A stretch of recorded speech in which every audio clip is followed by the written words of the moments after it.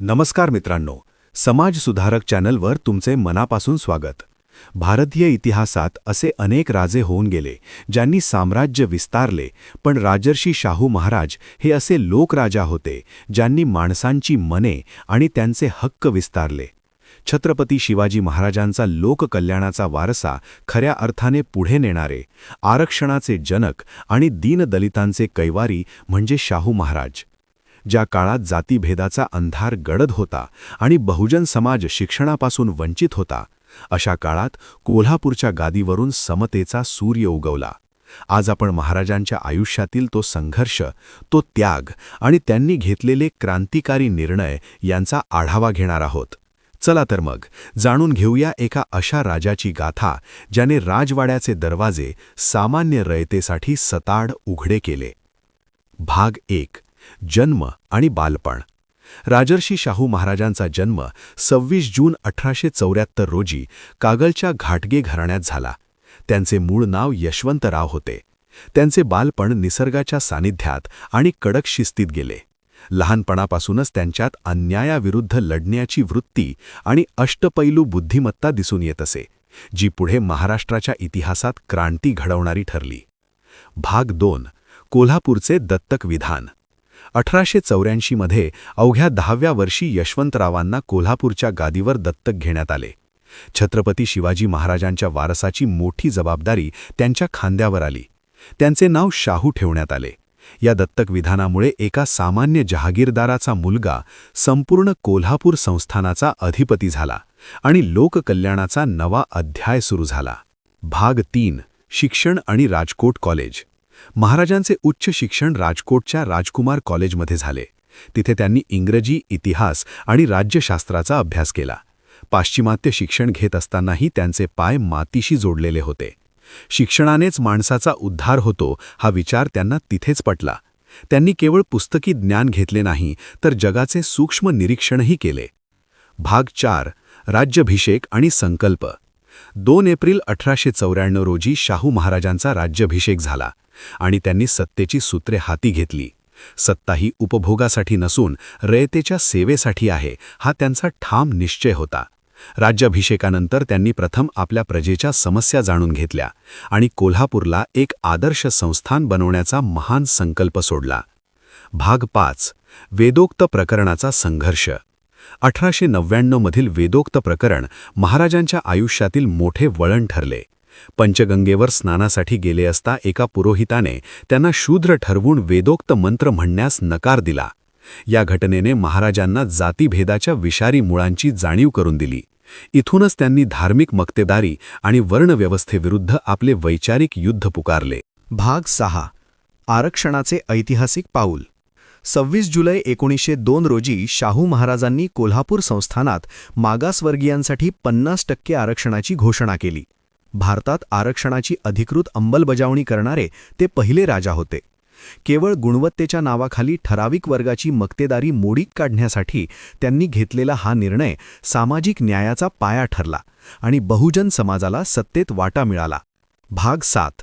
सक्तीचे प्राथमिक शिक्षण. महाराजांचे मानणे होते की शिक्षण हे वाघिणीचे दूध आहे. 1917 मध्ये त्यांनी कोल्हापुरात मोफत आणि सक्तीच्या प्राथमिक शिक्षणाचा कायदा लागू केला. गरीब शेतकऱ्याचा मुलगा शाळेत गेलाच पाहिजे असा त्यांचा आग्रह होता. शिक्षणासाठी दंड आकारण्याची तरतूद करून त्यांनी शिक्षणाची दारे सर्वांसाठी सताड उघडी केली. भाग 8. वसतिगृहांचे जनक. ग्रामीण भागातील गरीब मुलांच्या शिक्षणात राहण्याची सोय मोठी अडचण होती. महाराजांनी कोल्हापुरात विविध जातीधर्मांच्या मुलांसाठी स्वतंत्र वसतिगृहे बांधली. मराठा, जैन, मुस्लिम, दलित अशा सर्व समाजाच्या मुलांनी एकत्र येऊन शिकावे हा त्यांचा उद्देश होता. या वसतिगृहांनी महाराष्ट्राला अनेक विद्वान आणि विचारवंत दिले. भाग 9. डॉक्टर आंबेडकरांची ओळख. शाहू महाराजांची नजर पारखी होती. त्यांनी डॉक्टर बाबासाहेब आंबेडकरांमधील अफाट बुद्धिमत्ता ओळखली.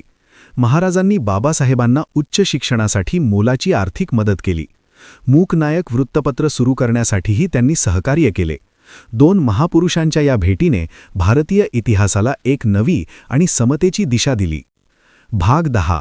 माणगाव परिषद. 1920. माणगाव येथील अस्पृश्यता निवारण परिषदेत महाराजांनी ऐतिहासिक भाषण केले. त्यांनी दलित समाजाला उद्देशून म्हटले, तुम्हाला तुमचा नेता डॉक्टर आंबेडकर मिळाला आहे, ते केवळ तुमचेच नव्हे तर संपूर्ण भारताचे नेते होतील. एका राजाने एका विद्वान दलिताचे नेतृत्व मान्य करणे ही जागतिक इतिहासातील दुर्मिळ घटना होती. भाग 11. शेती आणि राधानगरी धरण.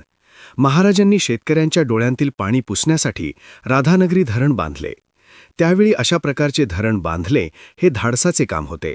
भोगावती नदीवर बांधलेल्या या धरणामुळे कोल्हापूरचा कायापालट झाला. शेतीला पाणी मिळाले आणि कोल्हापूर जिल्हा ऊस शेती व साखर उद्योगात अग्रेसर झाला. त्याचे श्रेय महाराजांनाच जाते. भाग 12.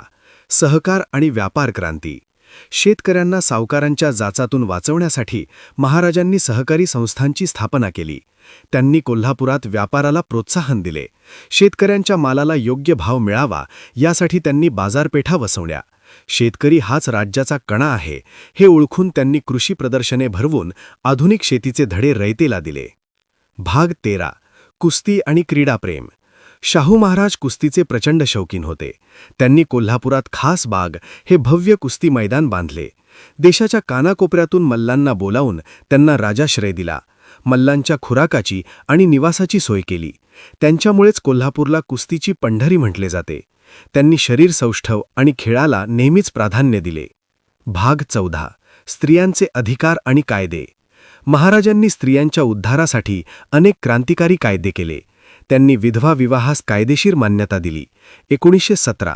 तसेच आंतरजातीय विवाहास प्रोत्साहन दिले. कौटुंबिक हिंसाचारापासून स्त्रियांचे संरक्षण करण्यासाठी त्यांनी कडक पावले उचलली. महिलांनी शिकावे आणि स्वतःच्या पायावर उभे राहावे ही त्यांची तळमळ होती. भाग 15. अस्पृश्यता निवारणाचे कार्य. अस्पृश्यता हा समाजाला लागलेला कलंक आहे असे महाराज मानत. त्यांनी आपल्या दरबारात दलितांना नोकऱ्या दिल्या. गंगाराम कांबळे या दलित व्यक्तीला त्यांनी कोल्हापुरात हॉटेल काढून दिले आणि स्वतः तिथे जाऊन चहा पिऊन सामाजिक अस्पृश्यतेला सुरुंग लावला. अस्पृश्यांच्या मुलांसाठी त्यांनी स्वतःच्या खर्चाने शाळा चालवल्या. भाग 16. राजर्षी पदवीचा गौरव. महाराजांच्या अफाट सामाजिक कार्याची दखल संपूर्ण भारताने घेतली. 1919 मध्ये कानपूर येथे झालेल्या कुर्मी क्षत्रिय सभेत त्यांना राजर्षी ही पदवी प्रदान करण्यात आली. ऋषीसारखे निर्मळ चारित्र्य आणि राजासारखी जनसेवा करणाऱ्या शाहू महाराजांना ही पदवी अत्यंत सार्थ ठरली. ते खऱ्या अर्थाने लोकराजा बनले. भाग 17. सत्यशोधक विचारांचा वारसा. महात्मा ज्योतिराव फुले यांच्या सत्यशोधक विचारांनी शाहू महाराज प्रेरित होते. त्यांनी कोल्हापुरात सत्यशोधक समाजाच्या कामाला मोठी गती दिली. पुरोहितशाहीचे वर्चस्व मोडीत काढण्यासाठी त्यांनी स्वतःच्या संस्थानात मराठा पुरोहित तयार करण्यासाठी शाळा सुरू केली. कर्मकांडांऐवजी नीतिमूल्यांना महत्त्व देणारा समाज त्यांना घडवायचा होता. भाग 18. न्यायदानाची तत्परता. महाराजांचे प्रशासन अत्यंत लोकाभिमुख होते. ते स्वतः घोड्यावर बसून राज्याचा दौरा करत आणि रयतेच्या तक्रारी ऐकत. कोणताही भेदभाव न करता ते तत्काळ न्याय देत. गरीब माणसाला न्याय मिळवण्यासाठी दरबारात चक्रा माराव्या लागू नयेत याची ते काळजी घेत. त्यांचा न्याय सर्वांसाठी समान आणि न्याय्य असायचा. भाग 19. महानिर्वाण आणि शोक. 6 मे 1922 रोजी मुंबईच्या पन्हाळा लॉजवर या महापुरुषाचे निधन झाले. अवघ्या 48 वर्षांच्या आयुष्यात त्यांनी शतकांचे काम करून ठेवले. त्यांच्या निधनाने संपूर्ण महाराष्ट्र पोरका झाला. कोल्हापूरची रयत आपल्या राजासाठी ढसाढसा रडली. त्यांच्या जाण्याने समतेच्या लढाईतील एक धगधगता सूर्य मावळला. भाग 20. महाराजांचा अजरामर वारसा. आज राजर्षी शाहू महाराज आपल्यात नसले तरी त्यांचे विचार जिवंत आहेत. आरक्षण, शिक्षण, शेती आणि सामाजिक समतेच्या क्षेत्रात त्यांनी घातलेला पाया आजही भारताला दिशा देत आहे. ते केवळ एका राज्याचे राजा नव्हते, तर ते पिचलेल्या आणि शोषलेल्या मानवाचे कैवारी होते. त्यांचा वारसा जपणे हीच त्यांना खरी श्रद्धांजली आहे.